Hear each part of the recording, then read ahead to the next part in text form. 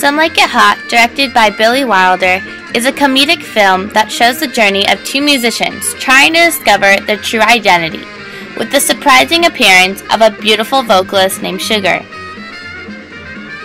Wilder portrays throughout the film that Sugar is trapped in a world full of influences created by the higher and more powerful social class. The only way to escape it is to revert back to your true self.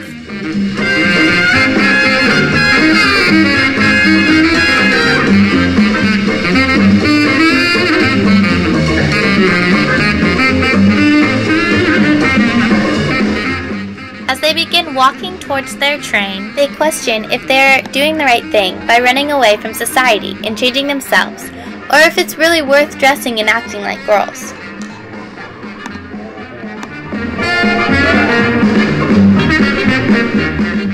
In this still frame, you can tell that the girls puzzle the director.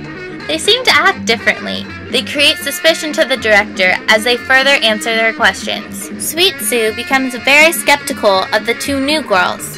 She can tell that something isn't right.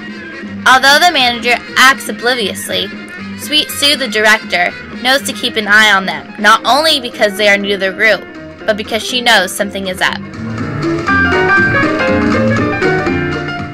The wealthy aristocrats were the only ones during this Prohibition era that could get their hands on alcohol. Everyone in society, even the poor, subdued to the wealthy class, for they became superior. As seen in this still frame, the wealthy would put bottles of whiskey inside funeral caskets so that the police would have no suspicions. Their private parties, such as this one, were held in backs of funeral parlors. They're known as speakeasies.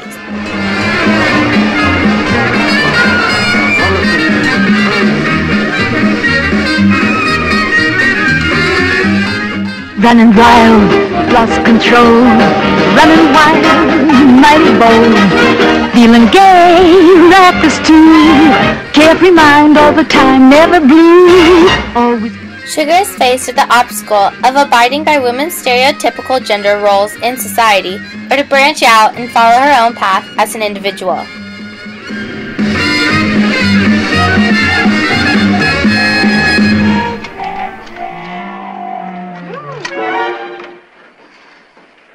I'm terribly sorry. It's okay, I was scared it was Sweet Sue. You won't tell anybody, will you? Tell what? Well, if they catch me once more, they're going to kick me out of the band. In the previous scene, Sugar does not attain the characteristics that stereotypical women would. She drinks, dresses provocatively, and sneaks around the rules. Instead of being married, settled down, and raising a family. She defies the norm of society because that's not being her true self.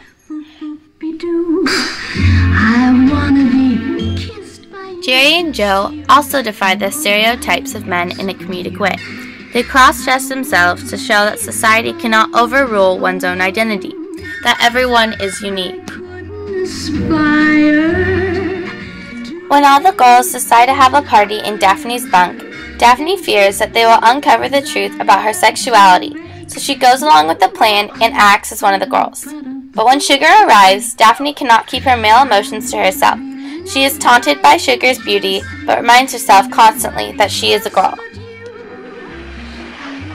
You poor thing, you're trembling all over. It's ridiculous. Your head's hot. It's ridiculous. You've got cold feet. Isn't that ridiculous? Here, let me warm them up a little. There. Isn't that better? Yes, I'm a girl, I'm a girl, I'm a girl. What'd you say? I'm a very sick girl. Wilder portrays the importance of having a true companionship because it grants security within oneself. Throughout the movie, Jerry and Joe have been through escaping from gangs and rediscovering themselves as girls together. Friends allow oneself to truly act and be their own individual without having to conform their identity to please the other. Even though Joe wasn't really a wealthy sailor, Sugar gave him the confidence to believe in his true identity as a musician. In the end, nothing else mattered because Sugar accepted him for his true identity. I'm a liar and a phony, a saxophone player, one of those no-good-nicks you keep running away from.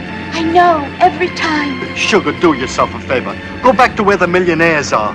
The sweet end of the lollipop, not the coleslaw in the face, the old socks and the squeezed out tube of toothpaste. That's right. Pour it on. Talk me out of it.